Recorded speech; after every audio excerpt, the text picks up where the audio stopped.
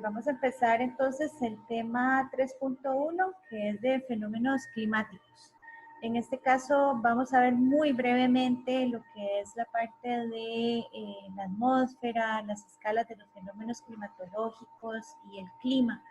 Antes de iniciar con esto, yo quería enseñarles aquí también que en la parte de fenómenos y de mediciones hidrometeorológicas tenemos los temas, tiene la presentación que les estoy compartiendo ahorita y el material complementario. Entonces aquí tenemos una fuente que es del Instituto Meteorológico, que es básicamente los primeros slides que yo les estoy hablando. Donde se explica todos los fenómenos hidrometeorológicos. Entonces ustedes pueden ver la presentación. Si quieren entrar en algún detalle adicional, pueden revisar este material.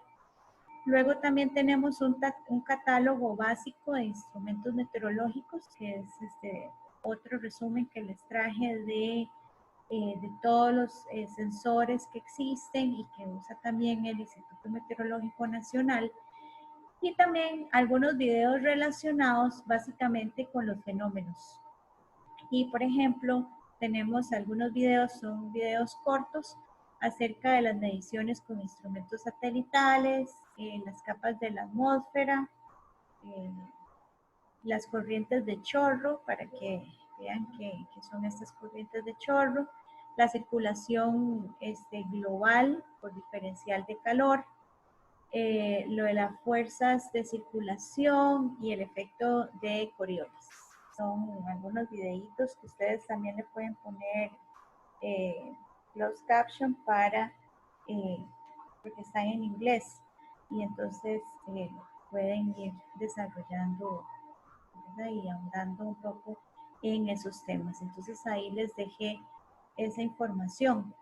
Entonces vamos a empezar con lo de las capas de la atmósfera, que es básicamente un resumen de la fuente que les indiqué y de los videos que también tienen ustedes ahí. Y es básicamente que tenemos varias capas. Tenemos la capa de la troposfera, que se ubica más o menos desde los 0 hasta los 10 kilómetros e inclusive hasta los 14 kilómetros. En esta capa, la temperatura va disminuyendo con la altitud y también el aire seco. Tenemos, por ejemplo, una tasa de lapso adiabático, que eso quiere decir que tenemos una disminución de la temperatura de 9.8, y cuando tenemos el aire seco y cuando está húmedo de 6.5 grados por kilómetro, conforme vamos ascendiendo en la troposfera. Como una capa intermedia tenemos la tropopausa, que se ubica entre los 10 y los 15, y ahí es donde se producen esas corrientes de aire o corrientes de chorro, con velocidades que pueden llegar hasta los 4.000 kilómetros por hora. Son, como su palabra lo indica, son vientos a una gran velocidad y se mueven por diferentes, por sistemas tubulares a través de toda la atmósfera y recorren todo el planeta Tierra a grandes velocidades. Ahí ustedes pueden ver el video que les indiqué, no lo vamos a estar viendo acá para que ustedes después puedan ahondar un poco en el tema. Está también la estratosfera, que va desde los 16 o los 15 kilómetros alrededor de los 50 kilómetros. Vean que aquí entonces ya la temperatura más bien aumenta con la altitud, y es porque es debido a los rayos ultravioleta. También encontramos ahí lo que es la capa de ozono, y después de la capa de ozono ya sigue la estratopausa, y es básicamente esas zonas de transición. Entonces vean que aquí tenemos varias zonas de transición, que son la tropopausa, la estratopausa y la mesopausa. Y en realidad las capas son la troposfera, estratosfera, mesósfera y termósfera. En el caso de la mesósfera va desde los 55 a los 80 y aquí también otra vez la temperatura vuelve a disminuir. Entonces aquí tenemos disminución, aumento de temperatura y otra vez disminución. Y en el caso de la termósfera, otra vez la temperatura vuelve a aumentar. Y aquí en la termósfera es donde están orbitando la mayor parte de los transbordadores espaciales y donde se originan las auroras boreales. Y ya después, posteriormente, seguiría la exósfera, que ya completamente, digamos, es más allá de los 500 a los 2000 kilómetros de altitud.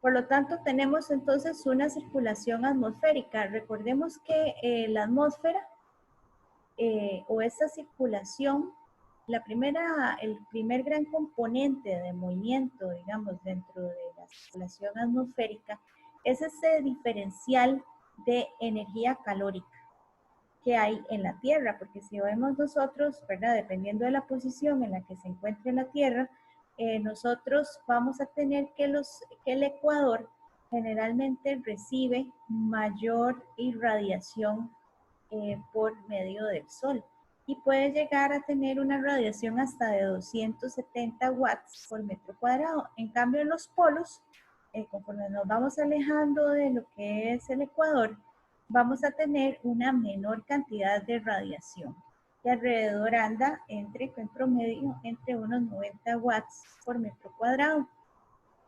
Y obviamente este diferencial de temperatura me va a generar movimientos de masas, porque recordemos que el aire se mueve ¿desde qué?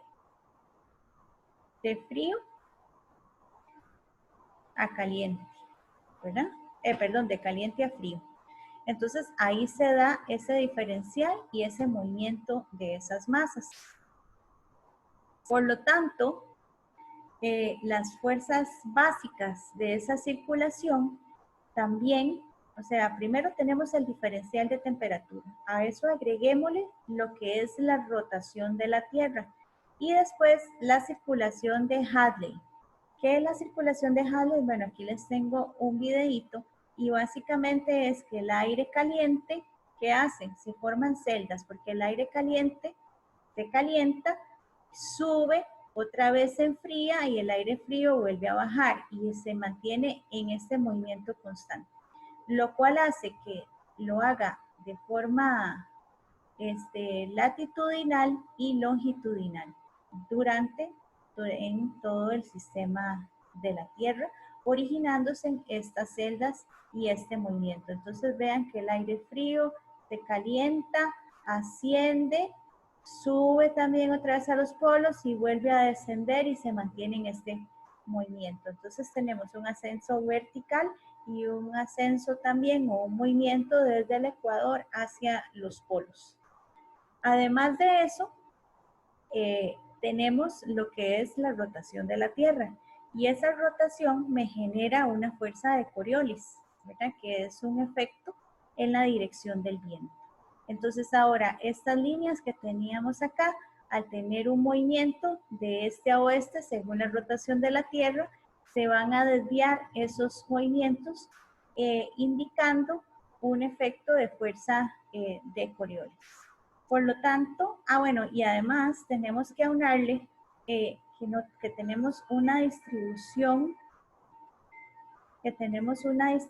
no uniforme de océano y tierra, ¿verdad? Que eso origina variaciones también térmicas, porque, por ejemplo, algunos continentes tienen mayor cantidad de tierra y tenemos también grandes masas de océano que están compuestas por diferentes variaciones, digamos, también de térmicas o de temperatura, donde en la Tierra se generan mayor variabilidad, ¿verdad? Porque la Tierra, el Sol la calienta muy rápido, pero también ella se enfría también muchísimo más rápido. En cambio, el mar mantiene más su temperatura, o sea, cuesta más que haya cambios violentos en lo que es día-noche en las superficies marítimas. Por lo tanto, debido también a la traslación de la Tierra, se da un cambio anual en el ecuador térmico. Entonces, la parte más caliente es este ecuador, pero dada la rotación de la Tierra, este ecuador se va moviendo dependiendo si es invierno o es verano, ¿verdad? Entonces, tenemos una rotación de ese ecuador térmico, un movimiento. Todos estos movimientos o todas estas fuerzas básicas de circulación atmosférica generan diferentes fenómenos meteorológicos. Y esos fenómenos meteorológicos van desde vientos alisios hasta tormentas tropicales, huracanes, vientos, etcétera, ¿verdad? Varias turbulencias que van a verse afectadas también por la escala o que se pueden detectar o estudiar a diferentes escalas. Vemos aquí que tenemos la escala planetaria, o sea, donde vemos todo el planeta o la macroescala, y aquí estamos hablando de miles de kilómetros. Y para poder detectar este fenómeno, poderlo predecir, pues contamos con meses o semanas. Vean ustedes que, por ejemplo, en el caso de los vientos alisios se pueden predecir con semanas de antelación, ¿verdad? O en el caso también del fenómeno del Niño, también se puede predecir, o sea, para que suceda, tenemos una escala temporal bastante amplia y el lapso de predicción podemos ser precisos con periodos de predicción inclusive mayores a 10 días. En cambio, cuando estamos hablando de la escala sinóptica, son frentes, huracanes, igual abarcan cientos de miles de kilómetros en la superficie, obviamente son más pequeños a macroescala, puede darse exactamente justo en el océano, en un mar, con una trayectoria definida. La escala temporal en la que se mueven puede ser de días, digamos un huracán se va desarrollando en días, inclusive a veces dura semanas en su movimiento desde que sale de África hasta que llega a las costas de América, ¿verdad? Y su lapso de predicción, ustedes han visto, digamos, todos los modelos predictivos, obviamente mientras más corto sea el plazo, ya tenemos una predicción más certera. Están también los fenómenos de mesoescala con las brisas del mar, los tornados, y también se va acortando. Vean que ya en la escala temporal acorta hasta lo que es la microescala, que es básicamente ya un fenómeno bastante regional, bastante localizado, que puede abarcar un distrito inclusive o darse en un sitio pequeño. Vean que los tornados, ahora que que están iniciando en todo lo que es Estados Unidos, estamos hablando de que un tornado se puede desarrollar a una escala de mesoescala, que son unos cientos de kilómetros, por ejemplo en el estado de Texas, Mississippi, que tienen lugar esos efectos. Aquí tenemos lo de la macroescala, el calentamiento del sol. Entonces veamos que dependiendo de la orientación del globo terráqueo, los rayos solares se van a estar moviendo entre los diferentes trópicos, ¿verdad? Entre el ecuador hasta los trópicos. Por lo tanto, este ecuador térmico va a estar fluctuando. Vean que el ecuador térmico no sigue la linealidad del ecuador convencional, sino que tiene unas curvitas. ¿Y eso por qué? Porque nos va a depender de cuánto del porcentaje, por ejemplo, de masas terrestres y el porcentaje de masas acuáticas, porque ya dijimos que también hay un diferencial de temperatura entre la Tierra y el mar. Entonces vean que es oscilante.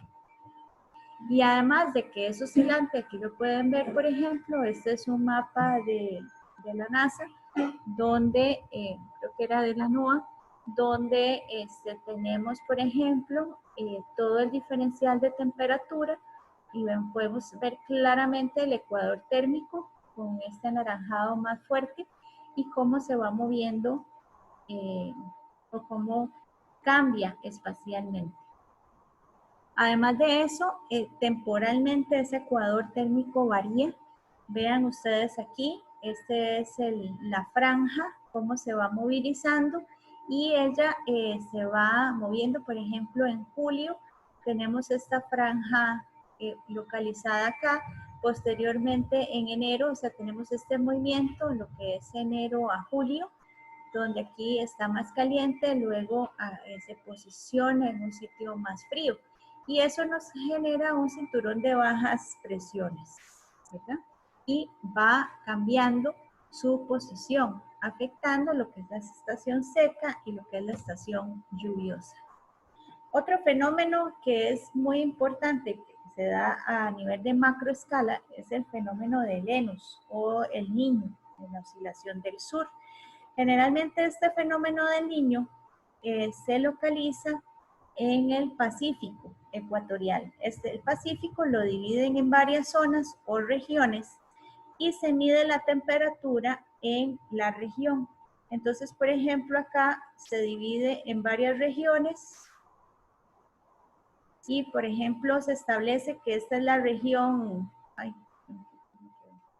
que esta es la región 3.0, 3.4, y en toda esta región se mide la temperatura promedio. Por lo tanto, se establece la temperatura promedio trimestral, se establece o se ha estado midiendo desde los años 50 y se corrobora trimestralmente el promedio de ese trimestre con el promedio histórico. Por lo tanto, se genera una anomalía. O sea, la anomalía es la variabilidad que tenemos de ese, qué tanto por encima o por debajo en grados centígrados estamos del promedio.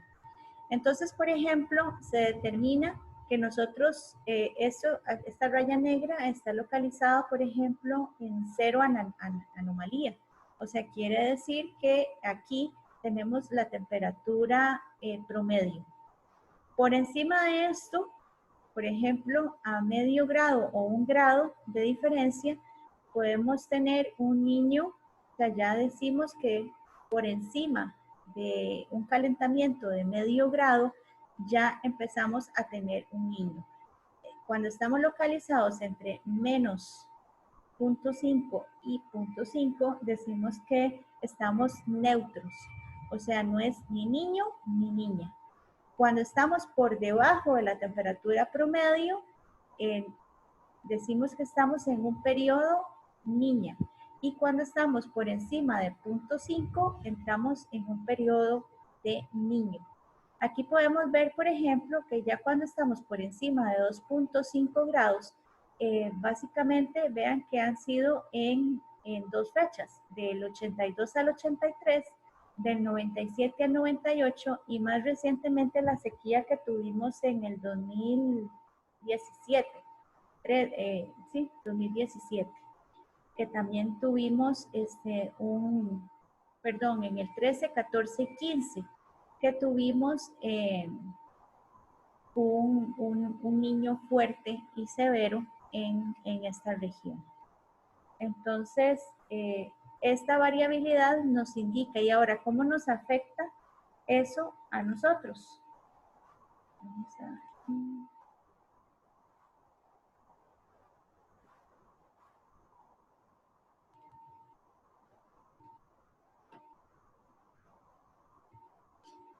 Por ejemplo, el fenómeno de la niña en Costa Rica, o sea, quiere decir que la anomalía está o es mucho mayor de menos 0.5 grados centígrados.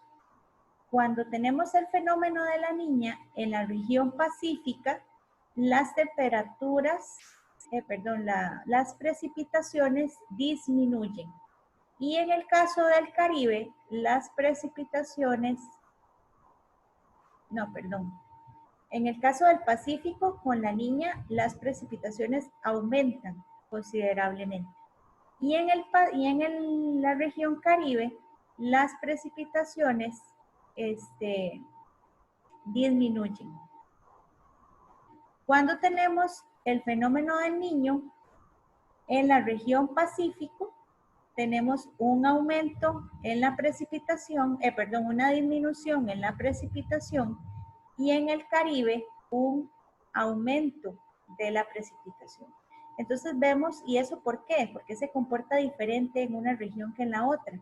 Porque nosotros tenemos una cadena montañosa justamente que divide nuestro país a la mitad y hace que tengamos este comportamiento variado, ¿verdad? Entonces, cuando tenemos Niño, tenemos disminución de la precipitación, según la precipitación promedio, y en el Caribe más bien aumenta la precipitación.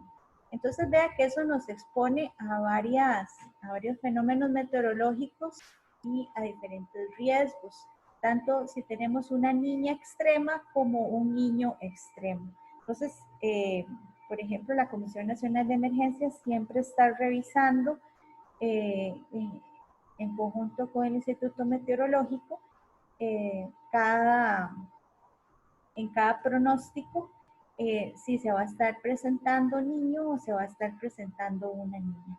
Que en ambos casos, si llega a ser extremo, nos afecta considerablemente, ya sea en las costas pacíficas o en las costas caribes, y ya sea con sequías, en lo que sería en el Niño, en el caso de Guanacaste, inclusive la región central, o con inundaciones en la región Caribe. Aquí tenemos los diferentes eventos. Este es el caso que yo les mostré, que fue 2015-2016. Vean que tenemos el evento del 82-83, 97-98 y 2015-2016. Los tres eventos se comportaron como niños extremos. Vean que sobrepasa, inclusive hay unos, en el caso del 2015-2016, que casi llegó a 3. Después de 2.5, el niño se convierte en extremo. Este es, por lo tanto, esta es la variabilidad o el comportamiento de los diferentes eventos, y eso es cómo se va desarrollando. La página de la NOAA tiene una tablita donde te va mostrando cada mes, inclusive cada semana, cómo variando el niño o este indicador de Lenus, y cómo él va variando, y entonces cada quien puede llevar un monitoreo y ver cómo se va a ver afectado en sus lugares. En el caso de los vientos alisios, también es otro evento a macroescala. Tenemos vientos del noroeste al sureste, ¿verdad? Según el hemisferio. Y vean que circulan entre los trópicos hacia latitudes de 30 y menos 30, ¿verdad? Desde el Ecuador. Además, van de altas presiones a bajas presiones y se mueven en la zona intertropical. Aquí, obviamente, como vean que tiene una desviación del viento, están muy influenciados por la fuerza de Coriolis. En Costa Rica, básicamente nos afectan directamente cuando tenemos o cuando se da el invierno en la región norte del planeta. También tenemos fenómenos a escala sinóptica, y aquí tenemos empujes fríos, ciclones, ondas tropicales, sistemas de baja presión, sistemas de alta presión, ¿verdad? Que se van generando. También fenómenos a mesoescala o regionales, por ejemplo, como es el fenómeno que se da entre la transición mar y tierra, o sea, cuando vamos a la playa, y es básicamente el movimiento del aire caliente y del aire frío, ¿verdad? Cuando tenemos o estamos en el día, el aire o la tierra está más caliente que el mar, por lo tanto se da un movimiento, ¿verdad? De la tierra hacia el mar.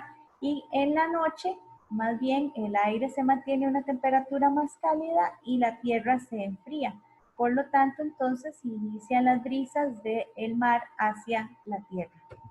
En el caso de las brisas de valle-montaña, es lo mismo, ¿verdad? Tenemos el aire caliente, empieza a moverse hacia que esto es muy común en lo que, por ejemplo, en la región del Valle Central, ¿verdad? Donde tenemos esos movimientos, que el aire caliente aquí en la meseta central se calienta y empieza a ascender, generando también nubes en esas zonas. También tenemos los vientos canalizados y eso es cuando tenemos pasos, ¿verdad? Por ejemplo, aquí tenemos el paso, ahorita se me olvidó el nombre, cerca del Braulio Carrillo, ¿verdad?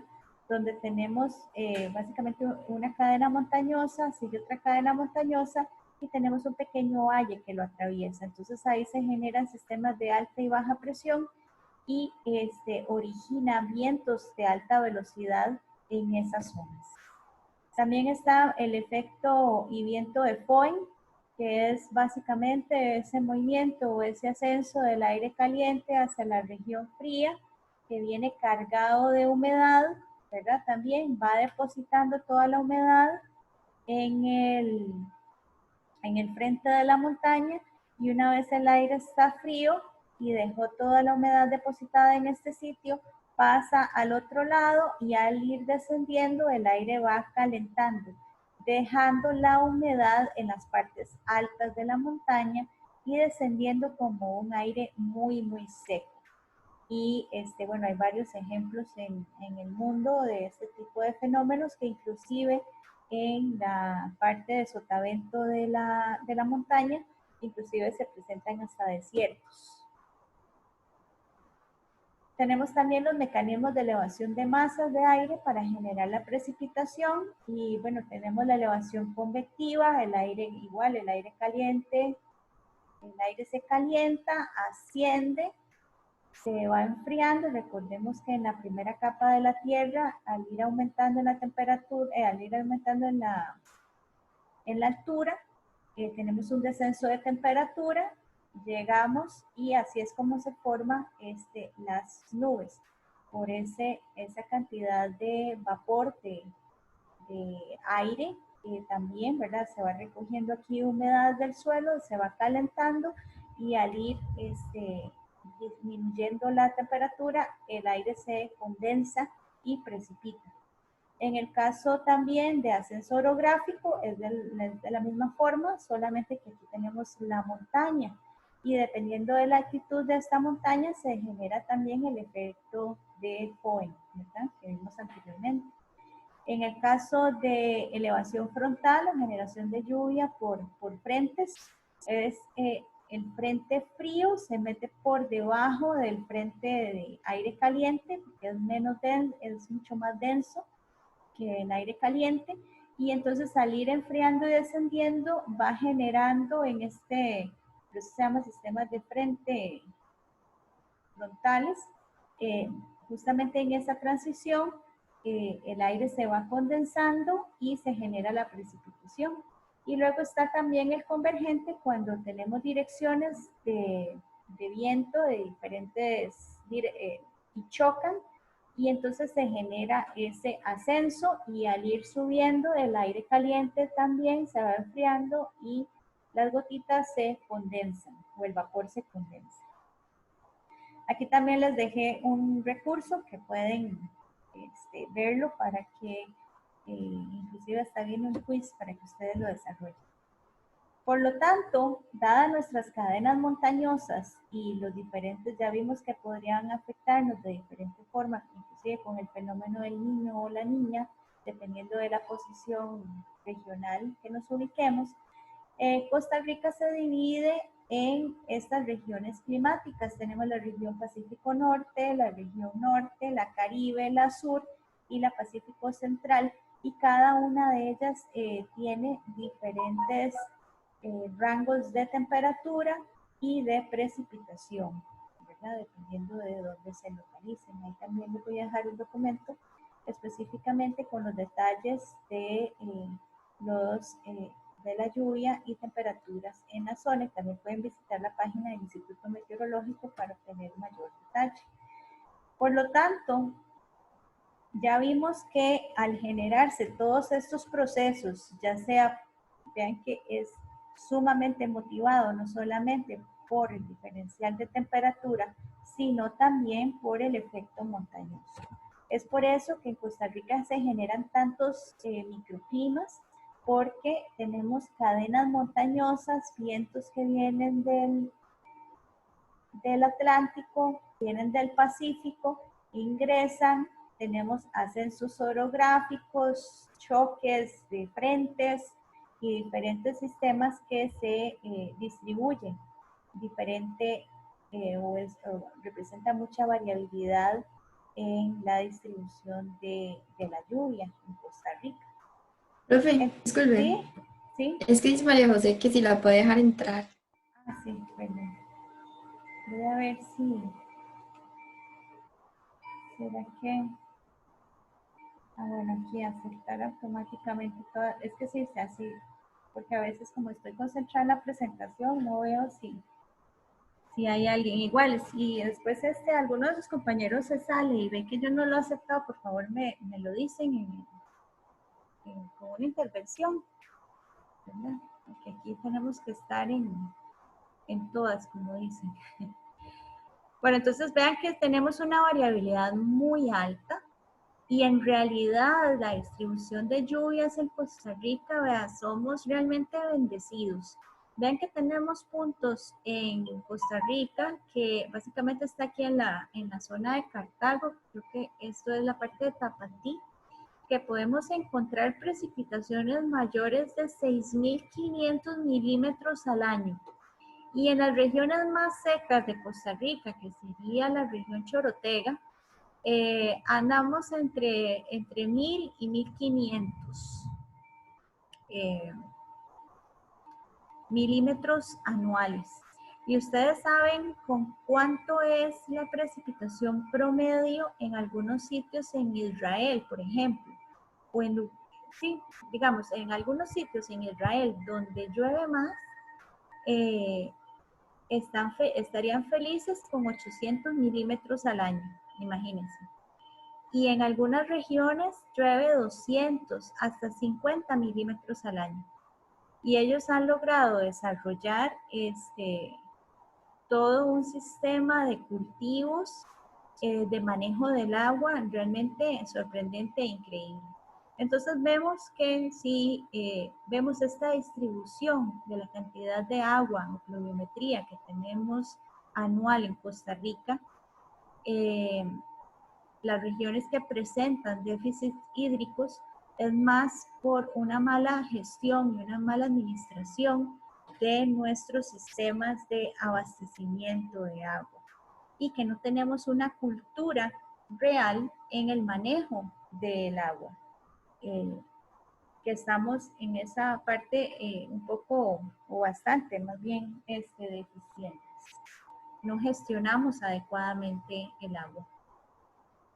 Ok, después de mostrarles esto, cuando se realizó un estudio también para calcular el índice de amenaza climática de eventos lluviosos, y también hay otro mapita de estos en cuanto a eventos secos. Entonces aquí ustedes pueden detectar cuál de los cantones que tenemos en el país están más afectados con los eventos climatológicos relacionados a eventos lluviosos.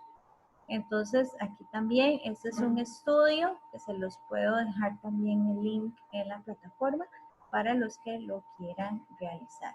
Entonces, este es un índice de amenaza climática. Hay para eventos lluviosos y para eventos secos en el país. igual vemos una gran variabilidad que va a depender, ¿verdad?, de la distribución o está asociada a la distribución de lluvias que se tiene. Y aquí entonces terminamos. ¿Tienen alguna duda o pregunta acerca de este tema?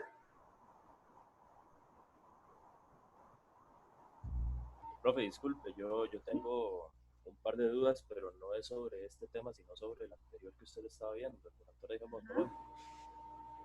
Entonces yo no sé si puede meterse un toquecito a la presentación, si no es mucha molestia. Ok, al tema anterior. Ajá. Correcto.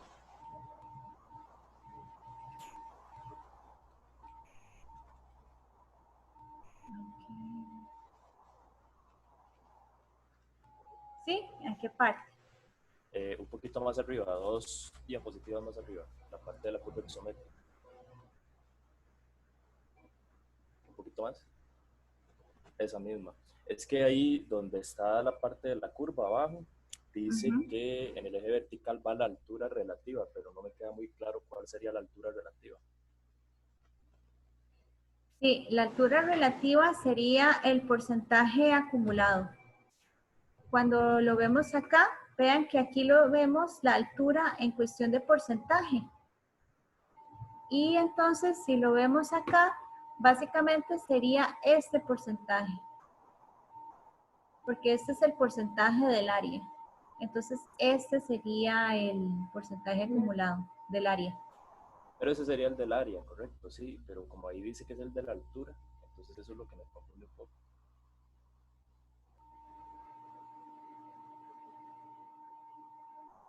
No, es porcentaje de área. Ajá, Dice pero yo digo en el eje vertical. en el eje vertical. Aquí es que lo indicaron como porcentaje. Ustedes lo pueden poner por elevación o nada, sencillamente transforman la elevación en porcentaje. Esa sería también la curva isométrica, sé que está ahí en pantalla. Correcto. Gracias. Con gusto. ¿Alguna otra duda?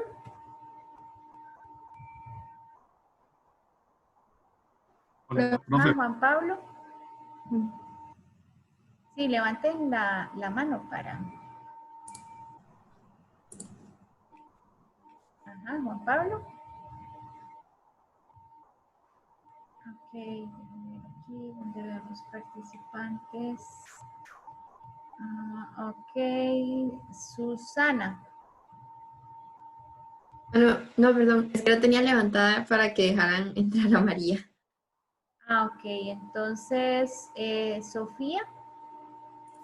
Profe, una pregunta. Es que cuando usted acaba de proyectar la presentación bueno, mecanismos de elevación de masas y demás, de todo eso, vientos y así, la presentación que está subida en mediación virtual está bueno, al menos al principio sí estaba como acomodada diferente, pero yo no sé si varía. Igual cuando os dijo que terminamos, la presentación continúa. Entonces no sé si es que está subdividida o qué.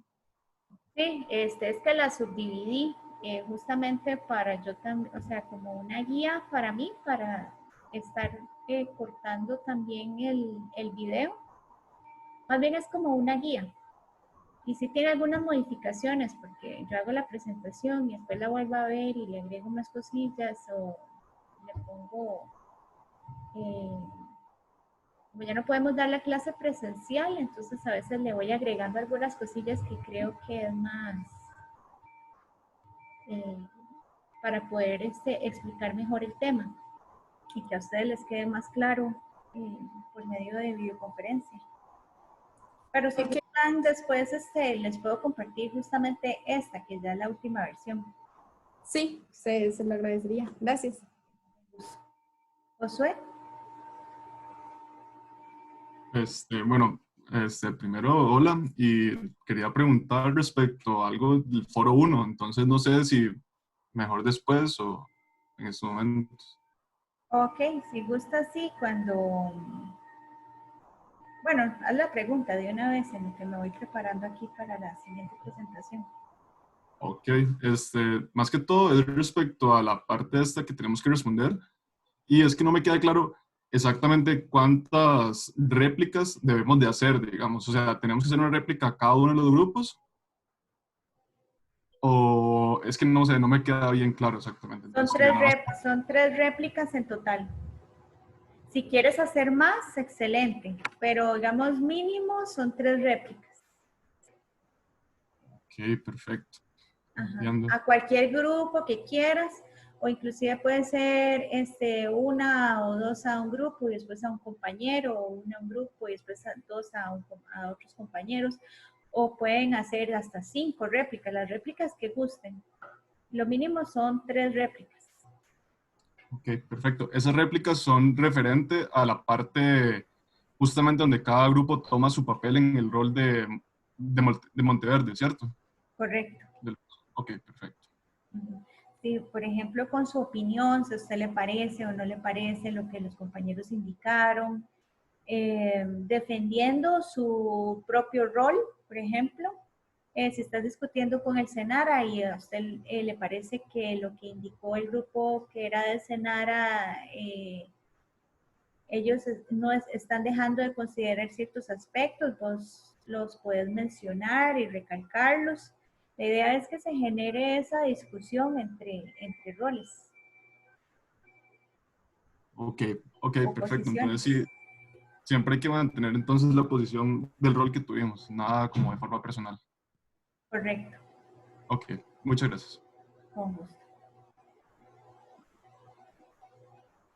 ¿Alguna otra duda?